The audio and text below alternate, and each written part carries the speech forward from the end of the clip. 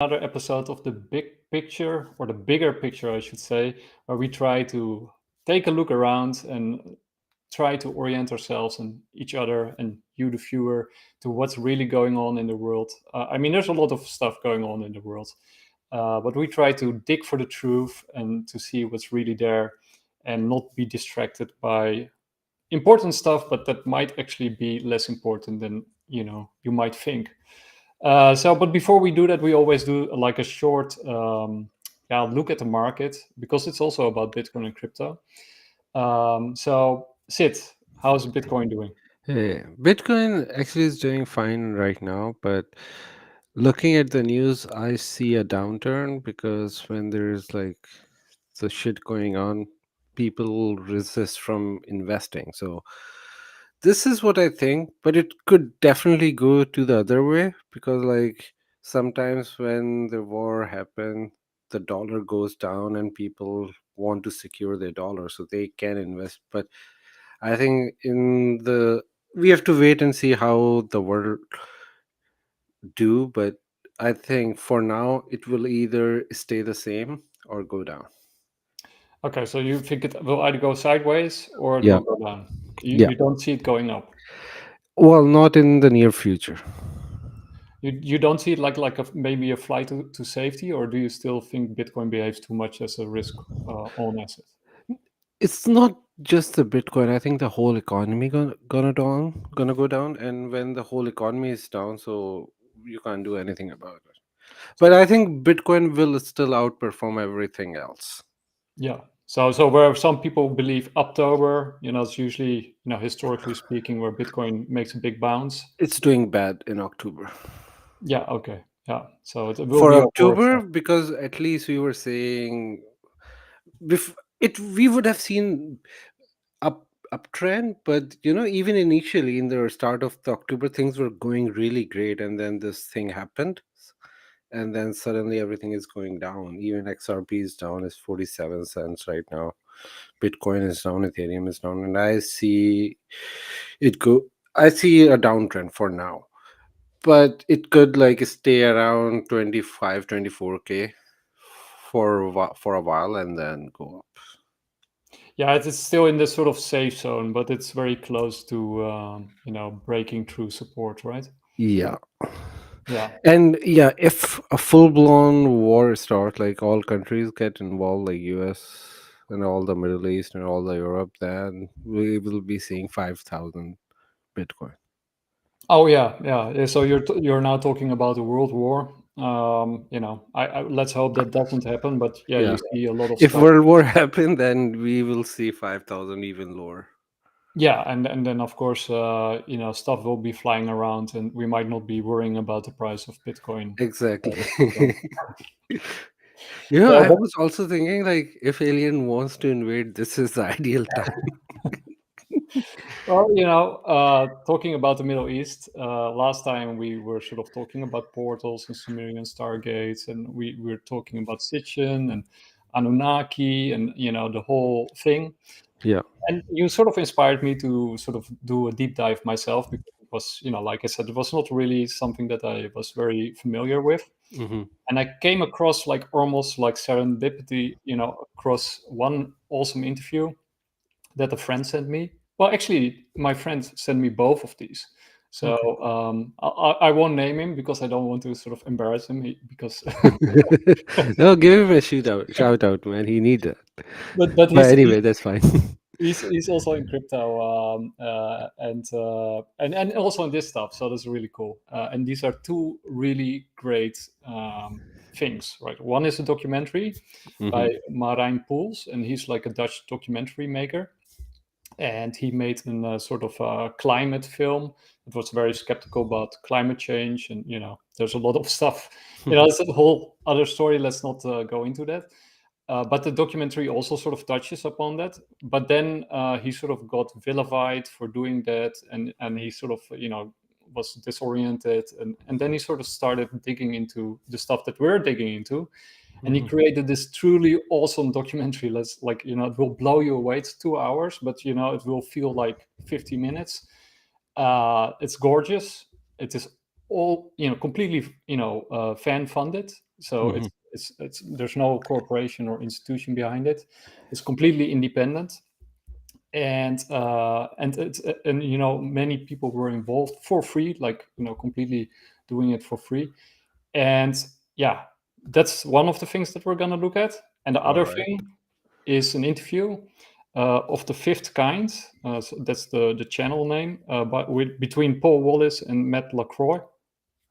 Oh, Fifth Kind is Stephen Greer's team, right? No, yeah, maybe it's also connected to him, but sort of, I think they're sort of related to Gaia, and that's Okay. that network. I'm not very familiar with it, but this interview between Paul Wallace and Matt LaCroix is really good. And Awesome. so we're gonna begin with a clip to keep people's attention, and Let's that go. will open a lot of doors, I'm sure. Let's go. But you're saying that the pyramids are not only based in Egypt. We are programmed to think pyramids, Egypt and Mexico. Forget that. Pyramids are built on all 6 continents. After 40 years, I have concluded almost everything they teach us about the ancient history is wrong. The origin of man, civilizations, and pyramids.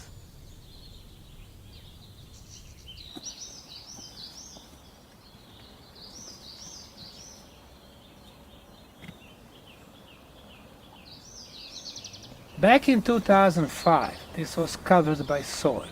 And then we started removing the soil, discovering these blocks. This was the first one that we discovered. It is clearly rectangular in shape. It's 4.5 meters long, 1.5 wide, and 45 centimeters thick. Its mass is 7 tons. Mother Nature does not make blocks with 6 sides that are perfectly flat and 6 breaks at 90 degrees. It's made by intelligent hand. Next to this block is another one, and another one. But this is only the first layer of concrete blocks. Below is the second layer, about 40 centimeters, third layer, about 45 centimeters, and the fourth layer, 1, 2, 3, 4. This is a structure. Mother Nature does not construct, but intelligent hands. We took samples from these blocks, sent them to 7 institutes for materials, Politecnico di Torino in Turin, Italy, then Geopolymer Institute from France, Czech, Slovakia, Bosnia. They all told us this was an artificial concrete. Our concretes, when it comes to the hardness, are in the range from 10 to 60 megapascals. This one here, after we analyzed 50 samples, are in the range from 74 to 155 megapascals. Wow. The best quality ever.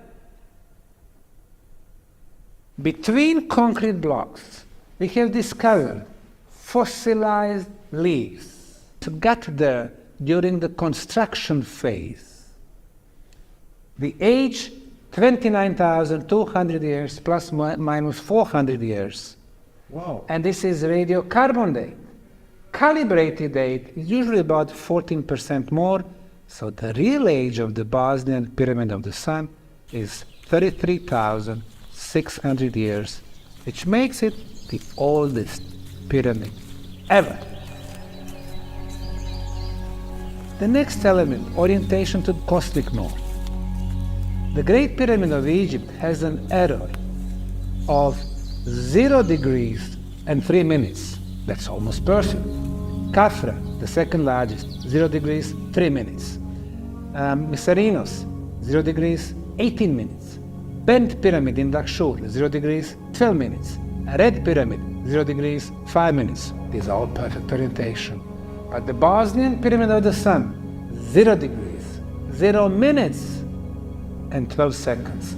The most precise on the planet. Okay. That blew my mind. And yeah, I have heard about Bosnian pyramid, but people don't even know about that. Well, yeah, right.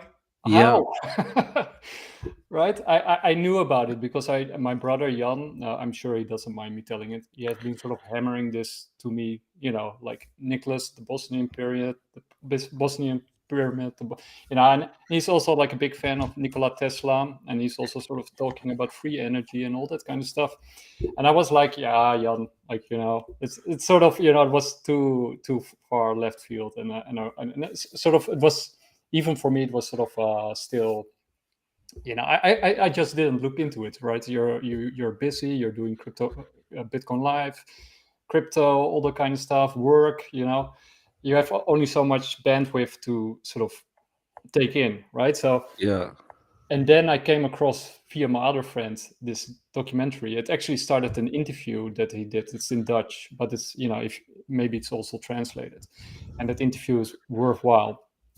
And then I thought like, oh, it's about the documentary that he made, and he showed some clips and some and it talked about it, and then I thought I had to see this documentary, and this is like a really cool part of the movie, but the whole movie is it's full of No, this. I'm definitely intrigued by it. I'm definitely gonna see the whole thing. The pyramids all around the world, very few people know it. But then there are pyramids on the Mars. At least it's a conspiracy. It's called like the region Cydonia, where the great face of mask is. It's, I sent you a photo. Can you display it? Oh wait, I'm gonna On check. Twitter DM, yeah. That's like the picture of a pyramid on Mars. Ah, But yeah, it's with it's the angle, yeah. the famous one. The famous one. So people should at least see it and then they can do a research on that.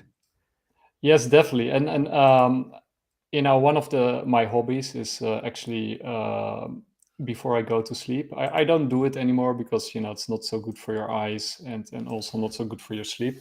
But I used to watch Art Alien TV and Mars Anomalies, and then Yeah. your eyes get very tired because these guys are sort of into Photoshop, or at least they know how Photoshops work. They're image guys, Mhm. but they are sort of looking at these images from NASA, and they're trying to sort of look at them from their background, the knowledge and the experience and the expertise that they have in that background, to sort of look at what's really there by trying to cut away all those layers.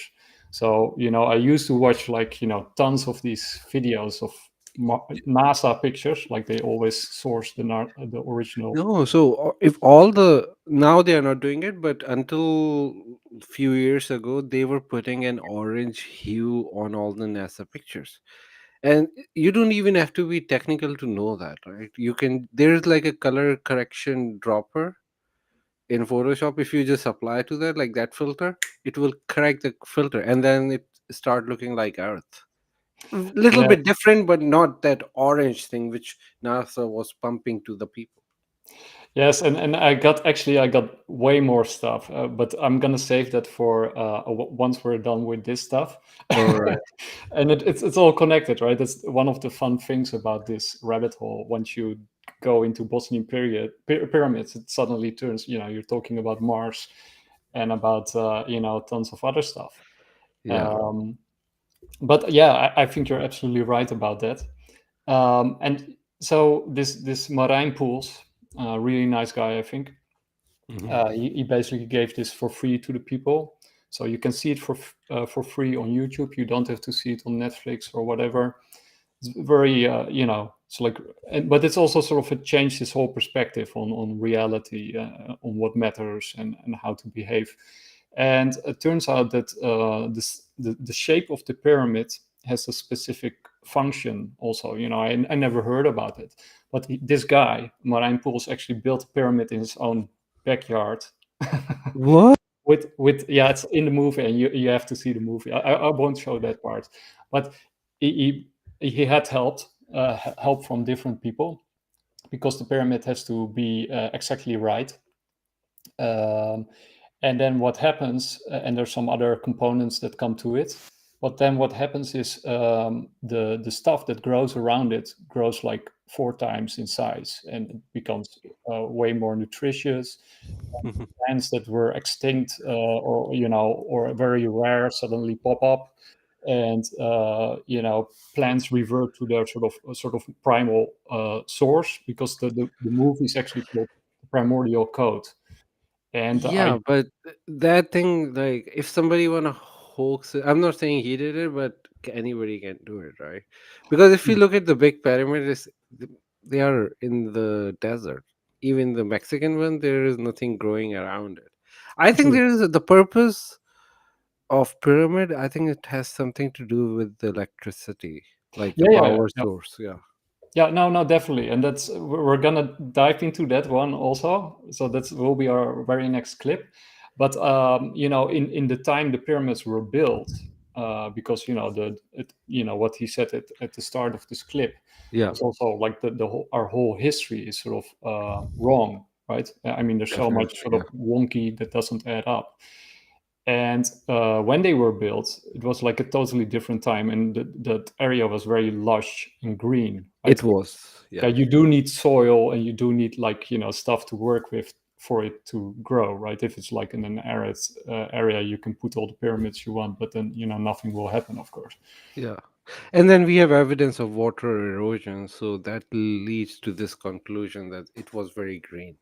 Yes, yeah, with the Sphinx, right, with the erosion, and because in a desert you get horizontal erosion from the wind, Yeah. and then the Sphinx has vertical erosion from rain, Yeah. which doesn't add up, right? So, but let's go to the second clip. I think I got it here. Yes, this one. Archaeologists, geologists, historians, they cannot explain what is the purpose of pyramids. Why? Because they don't have engineering minds. They don't understand the energies. But physicists, they do. Electrical engineers, sound engineers, telecommunication engineers, or even medical doctors, because they measure. One day we sent 7 different instruments to measure electromagnetism, electrical field, magnetic field, ultrasound, infrasound, level of orgone energy, and the temperature. The most interesting results were in the area of the electrical field. So, Goran, you did the measurements of the electrical energy beam on top of the Bosnian pyramids, right? That was 2011 when I came in Visoko and do my measurings and find a very, very strong electric field without magnetic component on the top of the pyramid of 28 kilohertz. But our regular energy system is based on electromagnetic energy, right? So could you first of all define electromagnetic energy compared to the energy you measured at the Bosnian pyramids? We have 2 waves, electric and magnetic waves, and propagate in a 4th direction. That's a classical electromagnetic wave which has both electric and magnetic fields. But if I find only vibrations of electric field without magnetic component, or vice versa, I can speak about scalar waves. When I find the Tesla verse where he said that he does not use Hertzian waves, that mean electromagnetic waves which we use for communication, for radio, TV, mobile, etc., etc. So that was very interesting for me, because main frequency of his most famous object which he made is Wardenclyffe Tower, and the operational frequency of his world station was exactly 28 kilohertz. So when we calculate and compare everything of that, what we got was one very interesting form of distribution of energy strength, of voltage amplitude in different points. There we can be absolutely sure that it exists. So, the movie is, stuffed with that kind of stuff, and it's really, incredible. So from that point on, he goes to sacred geometric shapes found all over the world in different locations, and what they do with the nature around it, and also the power, or sort of the combination of granite with water, what it does to nature and with human beings, and why they were sort of sacred sites and ley lines, and you name it, all that kind of stuff. He goes into and shows multiple examples of it, but he also sort of uses science or scientific methods and scientists. That's the only way to do anything, like to use scientific methods. That way, the whole world can be intrigued. Otherwise, only few people like us will be listening to it, and rest of the world will discard it. So, implementing scientific method, doing test, finding out the scientific result will lead us somewhere. Otherwise, it will be just like another conspiracy. Absolutely. But sacred geometry is like very important to me because my experience with psychedelics was mostly sacred geometry.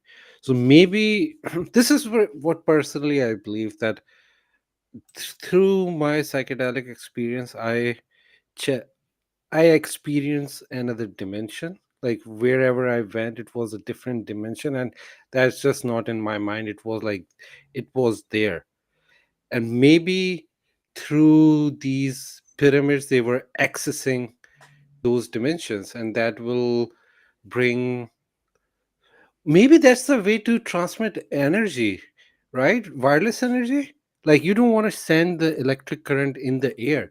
Maybe you open the portal to different dimension.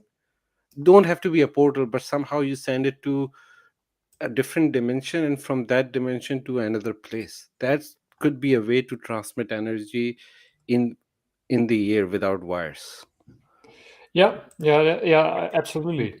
And this movie sort of touches upon all these kind of things, and it will really, open your mind, and at least make you very curious about how these things might work, and also to look differently around, at the things around you. And I was also very sort of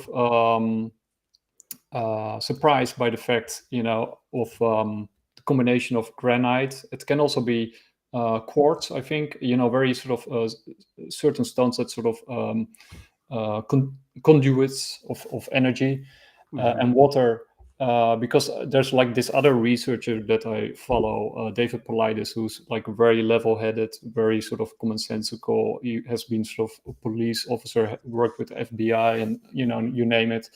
He's like super hard-nosed and evidence-based, and he's doing the Missing 411, and that's about people that are missing, obviously, but they're not missing because of predation, or because they've been kidnapped, or because of they got lost or whatever. These are like the very special cases that are unexplainable, and he has ruled out almost every possible explanation. And then he started making profile points about these people, what could have happened to them. And he doesn't jump to conclusions. He actually hasn't reached any conclusion. He just presents the facts surrounding these disappearances. I think he has written 5 books now of all the, I think it was 1,200 cases, or maybe it was more. I don't know the exact number, but it's quite a lot of people that have disappeared. It's mostly German scientists that have disappeared. They're like the biggest number of people who are disappearing unexplainably. But there's also other people. But the point is, one of the profile points that he came across was always granite and water. Those things are always in the neighborhood where these people disappear. Yeah.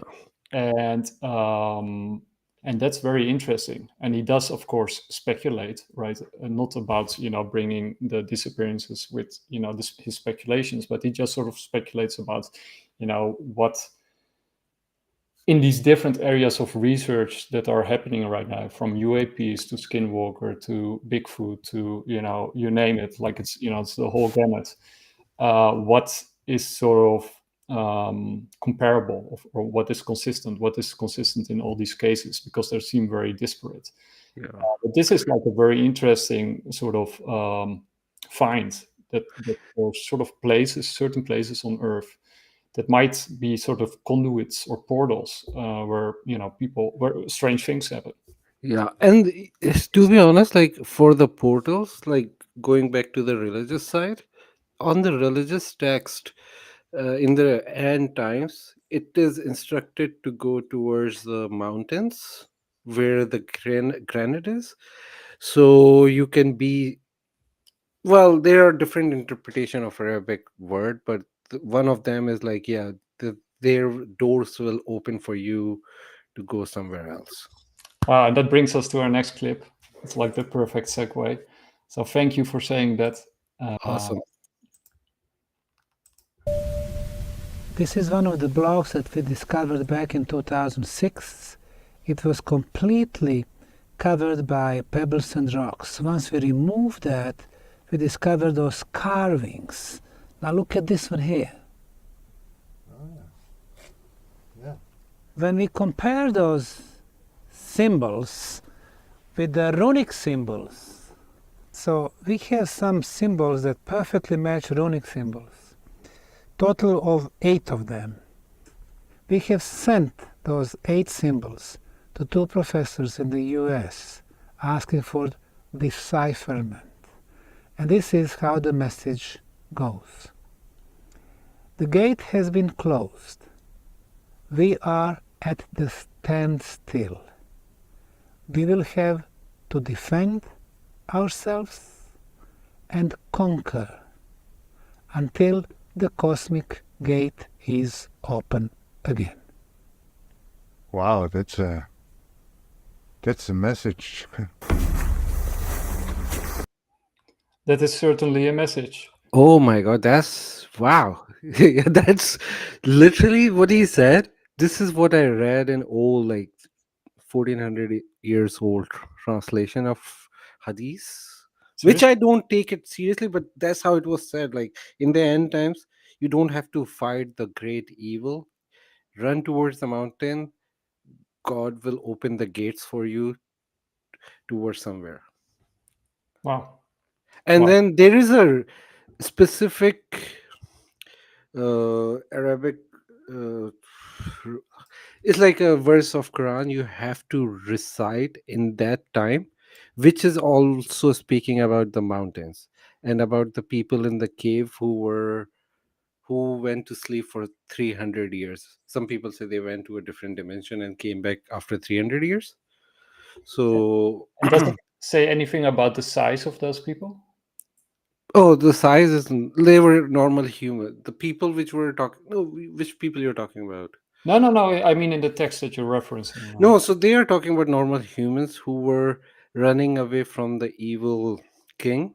It's it's not even the time of like Islamic time. It's like a pre-Islamic time, where God is discussing about the people who were running away from the evil king, and they took refuge in the mountain. They started to question like how God will do anything. So it's the time before the Christianity. They were the Christians, and they like the followers of Jesus. And then they went to the mountain, and they were like, before they went to sleep, they were questioning God, like how Christianity will prevail. 300 years later, Christianity became the main religion of the Roman era. So they came out of the mountain. For them, it was like few hours, and for the rest of the world, it was 308 years past. So that's the whole story. They saw it, and then they died after that. But the story is like they went into the cave, and the even the chapter is called "The People of Cave," who experienced this portal. Wow. So there is a an end of time all the thing. Like the only thing you have to do in the end of time is to recite this specific passage in a specific tone, like a Arabic pronunciation. Then there is a thing that you might open the doors. Well, that's very interesting. And well, I'll show you one more clip and then we can sort of discuss more. I think it's this one. Yes. So this is from the interview that I mentioned. Well, Oh. it's interesting how whether or not you want to go from the Cherokee, indigenous stories of the Cherokee in the United States, where they state that they would go down to these underground areas in very specific mountains, and they would connect to these realms that were not rock, but there was some kind of a connection that existed long ago there, all the way down to the ancient civilizations of the Inca, the pre-Inca in Peru and Bolivia. And there's a couple places down there that I want to mention. There's a place called Aramumuru, which is a gigantic rock stone doorway that doesn't go anywhere, right? Then you have the famous Gate of the Sun right next to it. And these locations, they don't seem to have any function anymore. But did they once have a function? And I want to also mention we find those same types of gigantic doorways in Madain Saleh in Saudi Arabia and Nashi Rostam in Iran. The same aspect of these gigantic doorways or temples that seem to be built in a very specific place, location. I want to give an example of what I just mentioned. Madain Saleh, it's in the middle of the desert, like in like a inhospitable place to be. And yeah, maybe it was a little bit more lush back when they built it. But it wasn't like these locations were necessarily chosen just because they were lush and a place to live. They were chosen more importantly because they were energetically important. Whether or not it's Eridu or whether or not it's the areas around Lake Titicaca in Bolivia, they were energetically important. And so they knew that. So they had an understanding of these energy centers around the world. So this is, I think, something that sort of ties into all of this, and you might know these places better than I do. And this sort of segues from the work that Marijn Poels does, which, by the way, Marijn Poels is sort of almost, making a sequel to Graham Hancock's movie. No. Okay.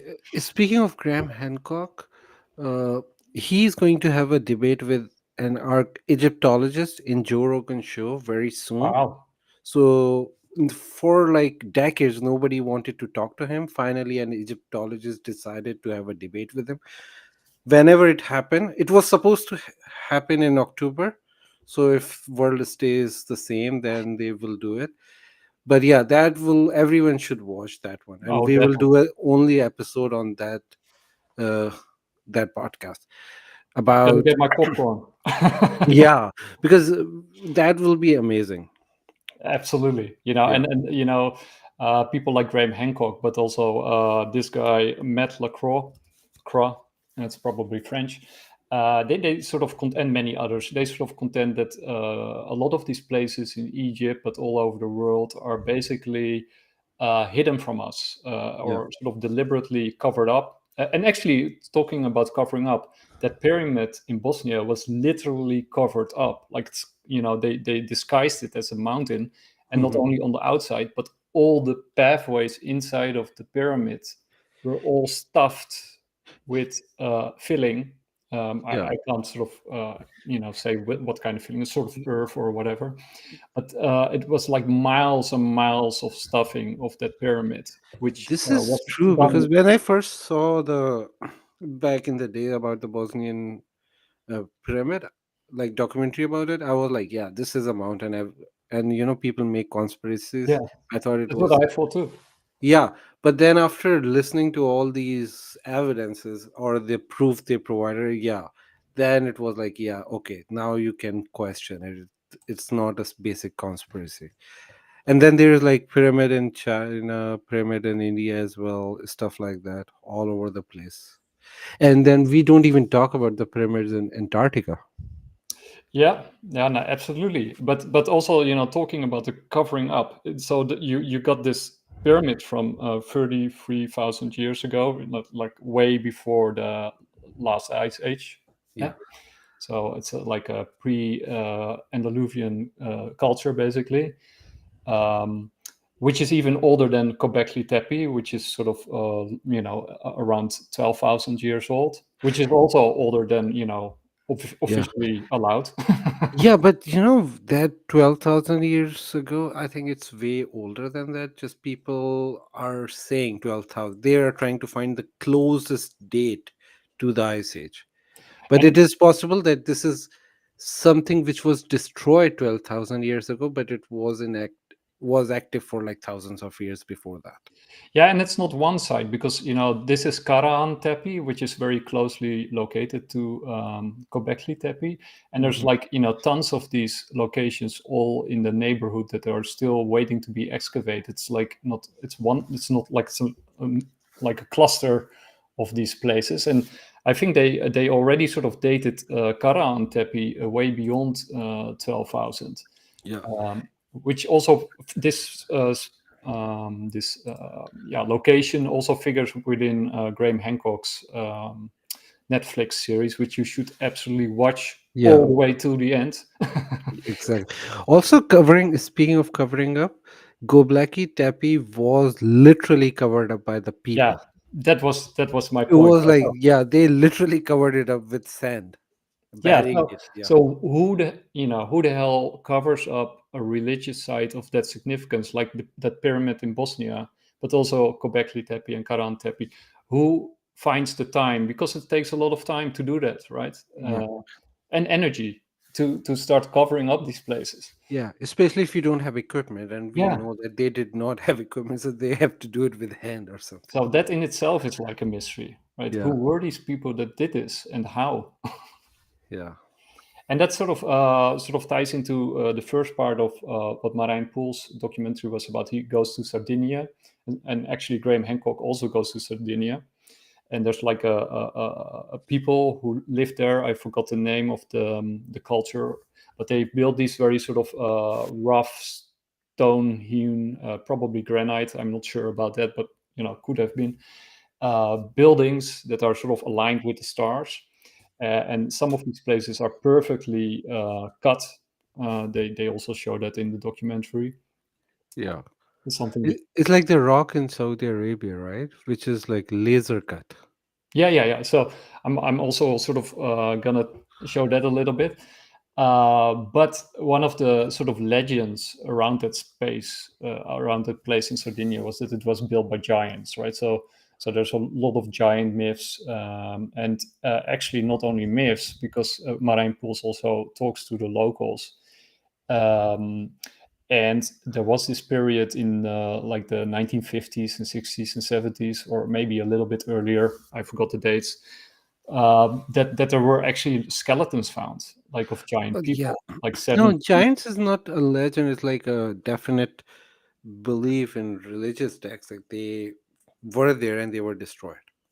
Yeah, and he actually shows a tooth, like this big, a human Yeah. tooth, Yeah. and a shoulder blade. That's all in the movie. I'm not going to Dude, show all I of it. just want to say one thing. I have seen giant footprints.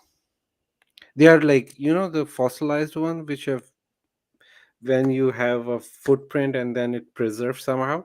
Mhm. I've seen that multiple of times in Asia because I'm from Pakistan, right? I've said Mhm. that multiple times. So there are like sites. Some stupid people made them religious site because there are stupid people over there.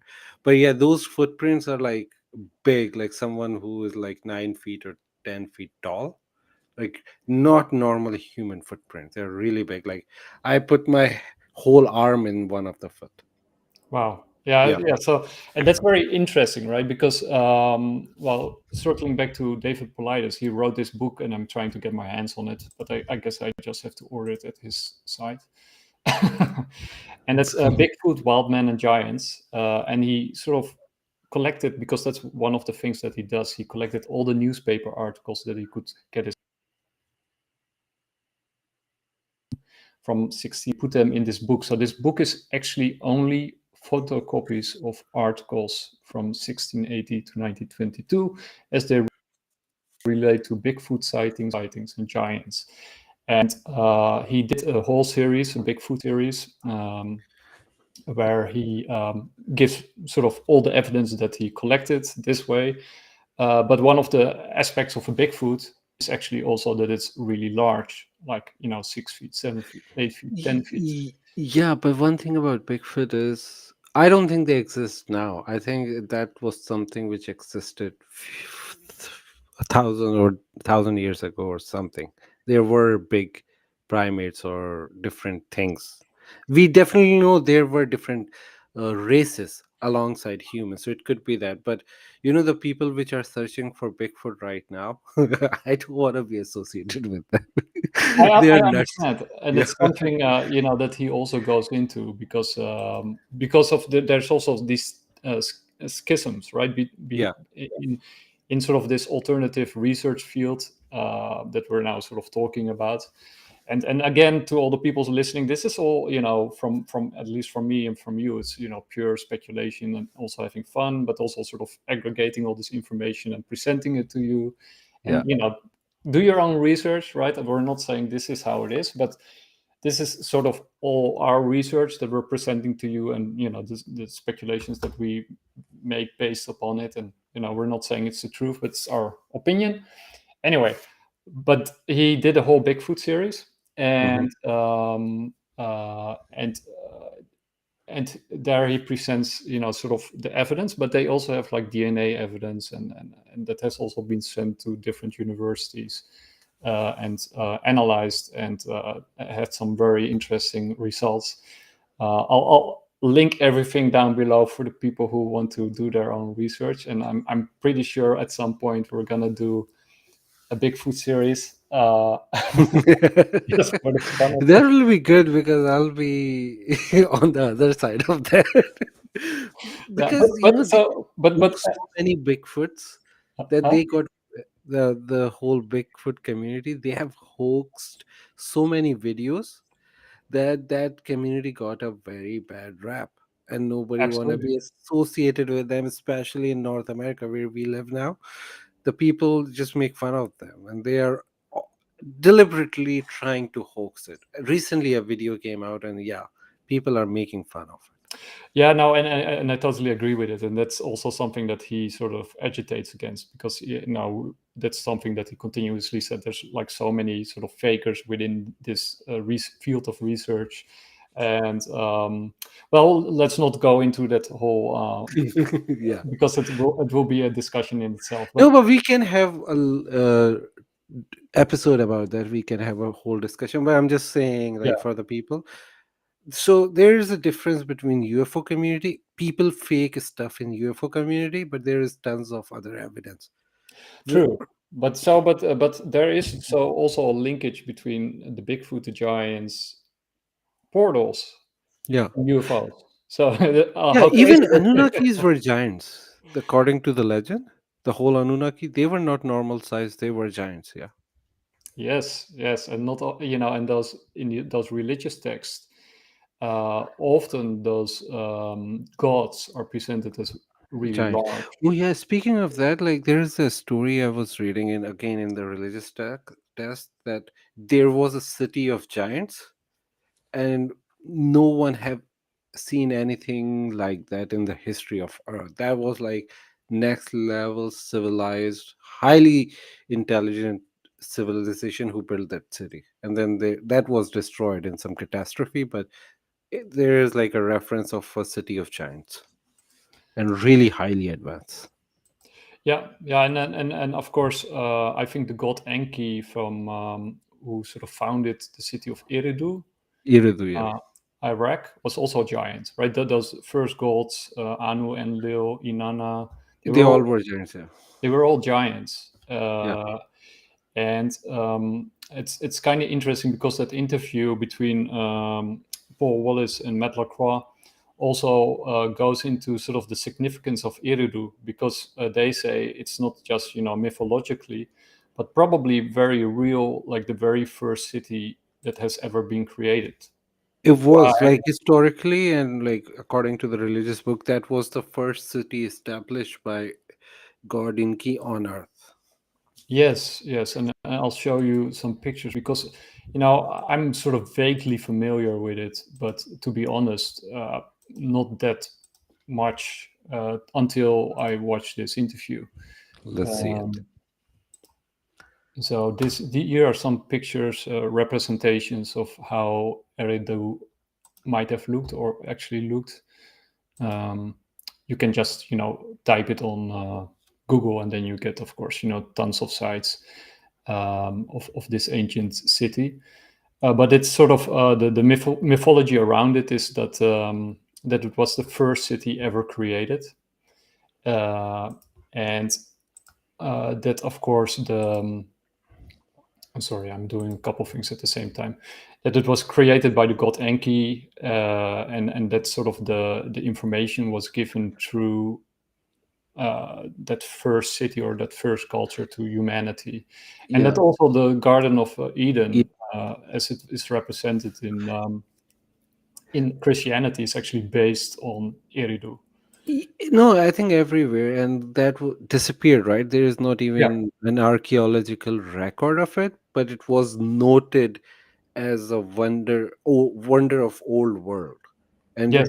Yes. noted it alongside with pyramids and all other things. So it means there is something to it. Yes, and one of the clips that we're now gonna look at, and then we're gonna talk about it, is about what happened to Eridu, which is very interesting. To look at what those images entail, we find that Oxford University went there and found ancient tablets, and we have some of them on record still. Then they abandoned the site, and these pictures depict no infrastructure anywhere in place.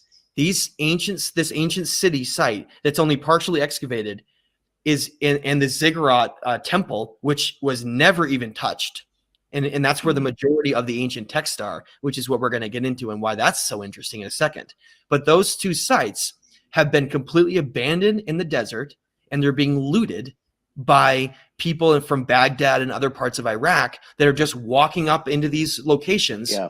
They've shown, these are what's so crazy is they took pictures because they're like, "Ooh, look at this," and it's interesting to them. But those pictures depict tablets just sticking out of the ground. Yeah. And you can't find that anywhere in the world. So what happened in 1948, it wasn't that we stopped examining the place because we didn't find anything, there was nothing of interest there. It's more like we found something.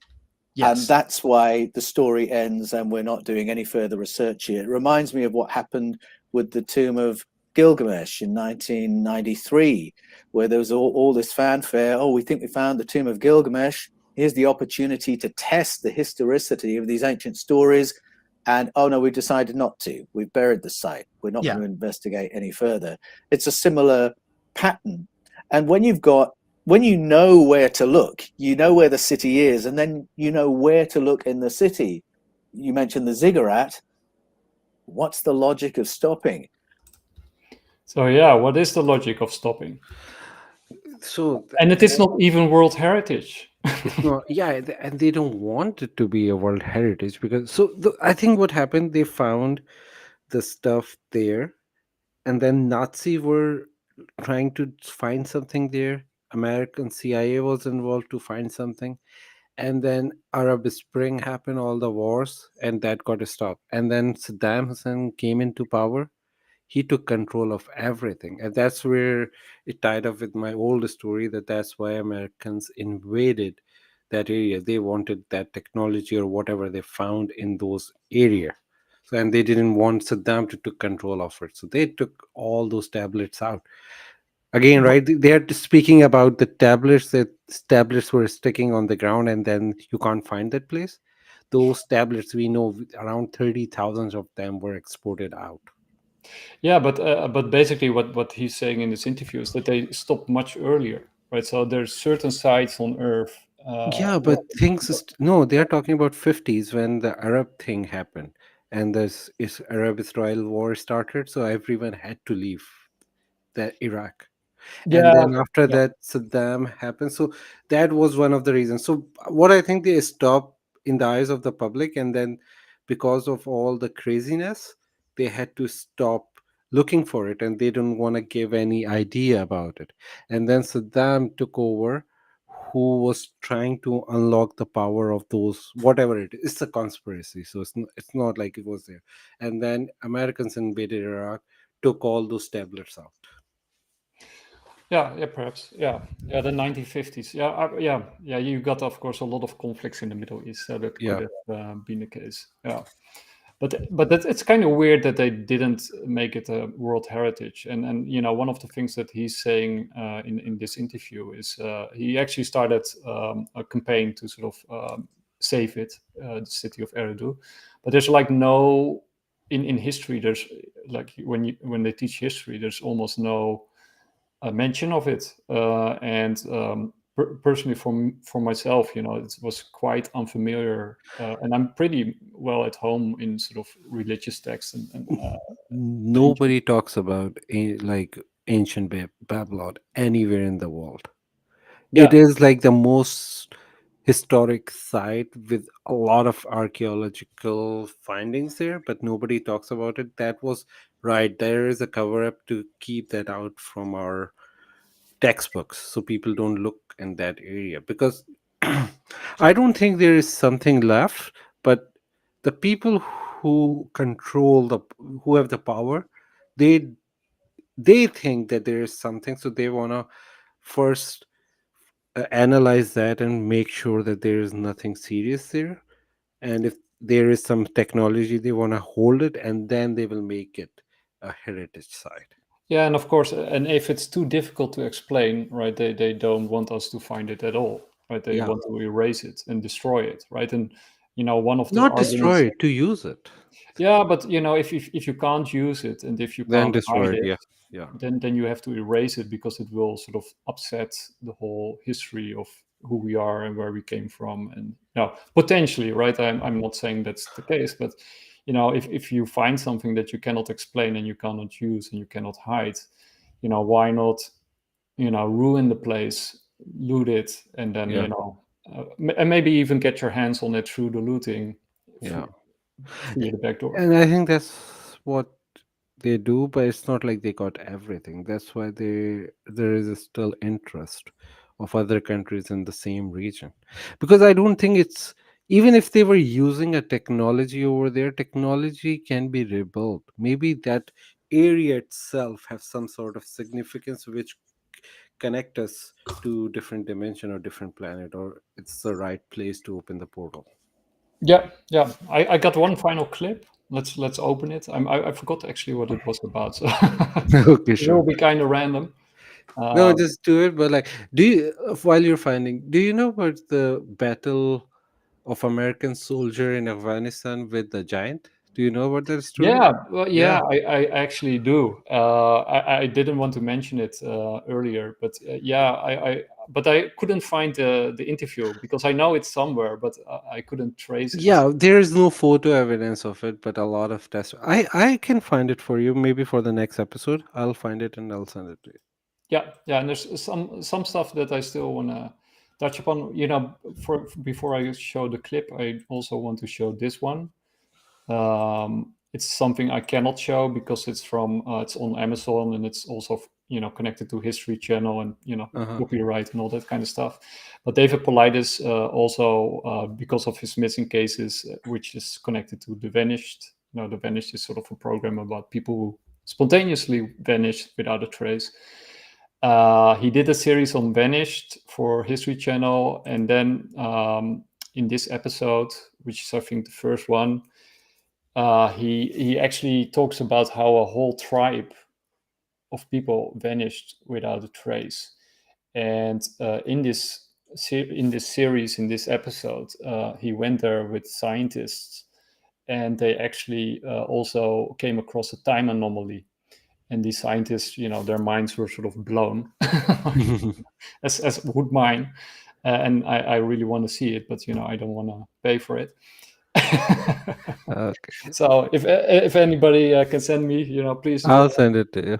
But so they find this time anomaly and they demonstrate it in the episode, and it's sort of connected to that location where those people were, where they disappeared, and that's one of the things that also sort of comes across with those profile points in this missing 411 is that people who are sort of located, eventually most of them are located, but then the distance is, totally off, or they are found in really strange places without their clothes, often with their head in water. But there's always a time anomaly involved, right? So Yeah. if they are still alive, they think they are gone for like an hour, and turns out it's like 10 days or whatever. So to connect it up to portals and time anomalies, and Yeah, and they're- then there are a lot of other stories which are really crazy. Like, the Malaysian plane, the recent footage came out. I don't know if it's a fake image or what, that the plane is flying. It's a satellite footage, and then three lights came and surrounded it, and then plane disappeared. Wow. Have you seen that one? No, Okay, okay. I'm just gonna. You can continue your point. I'm gonna find. Yeah, I'll That footage, open the final clip, and then we'll wrap it up. Yeah. Let's see. But in this one location in Easter Island called Vanapu, there is this incredible megalithic wall that has this precision that's unlike anywhere else on the island. And when you look at the way that that wall is designed and the sophistication behind how perfect it is, and then you go to a place like Cusco in Peru, or Saskatchewan or Ollantaytambo, you see the exact same building. It's identical. So then all of a sudden you go, wait a minute. So now Easter Island and Peru and Bolivia are connected. And then you look at a place like Baalbek, Lebanon, and then you look at like the Valley Temple of Egypt, and you see the same megalithic style again. And you say, okay, so those areas are connected. And then you look at places like in China, like the Yangshan Quarry, and then you look at places like Japan, like the Imperial Wall, and numerous others around the world. They all have almost the same building style. It's almost identical. And they all have the same creator origin stories about how some group of ascended beings, greater beings, came down and either taught or created civilization, and then created these massive temples and locations around the world, and then just mysteriously disappeared. Yeah, so he's basically saying, that's why I picked it, I remember now, is that there is sort of a connection between all these places, right? At first they seem disconnected, and you have different cultures in different times. But if most of these buildings are actually not rightly dated, and they go back much further, and when you and often it's not the whole structure, right? It's certain parts of the structure, or certain locations that are revert. Is that a word? I don't know the exact. Yeah. That are holy in certain cultures that might have actually pre-existed the cultures when they sort of made it holy. And they share these sort of similarities by structure, building, the perfection. I'm going to show you one final clip, and then I think I have enough. It's this one. This is Sardinia. Lined up. Yes, the symmetry and the accuracy of these elaborated, very well hewn stones is amazing. You really wonder how they could precisely cut this basalt, which is a very hard volcanic stone, in a perfect way like this.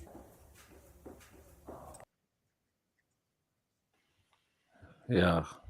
So that is sort of to sort of demonstrate or show what they're actually talking about, or what the interviewer was talking about. What these locations share is this sort of perfection of the cutting of the stone, which is often very hard stone, which is a very heavy stone. It's like often very large pieces of stone that are sort of carried. That's also why it's often connected also with these giant stories. That the giants actually might have carried those stones instead of hundreds of thousands of slaves. No, the slave thing doesn't make sense at all. That's like a stupid hypothesis. I don't definitely believe on that. With giants, I don't think even they're big enough, because the size of the giant, it wasn't like 100 feet tall, right? The giants were double the size of the human, or triple the size of. Even for them, holding the rocks will be a bigger. It's not easy job. So what I think, there was some sort of technology which they used to move these stuff. Yeah, that makes Definitely not by these pyramids are not built by the slave. That's like a, it's even archaeologists don't believe that shit anymore. no, true. And when you start calculating it, he also does it in his documentary Marijn Poels. You get on really strange numbers. That they have to carry one block in like 8 minutes to the pyramids. Right? So it's like it doesn't add up, or it has to have been much longer. But then how do you? Well, it doesn't make much sense that it would have been such an incredible undertaking.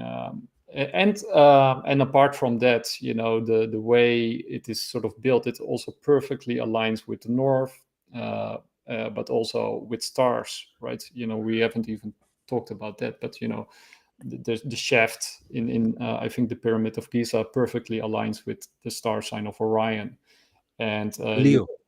Leo. Yeah, no, Leo constellation, Orion belt. Yes. Yeah, oh, sorry. Yeah, so many stuff, and it's basically similar to all of these places that they have these perfect astrological alignments, and that's also something that Graham Hancock goes into in much depth in his awesome Netflix series. So anyway, this sort of first episode, which probably will at least be 2 parts, but maybe 3 parts, is sort of to familiarize our audience about at least these two this interview and this documentary. As homework, I would say go watch them and enjoy it, because it's full of really cool stuff.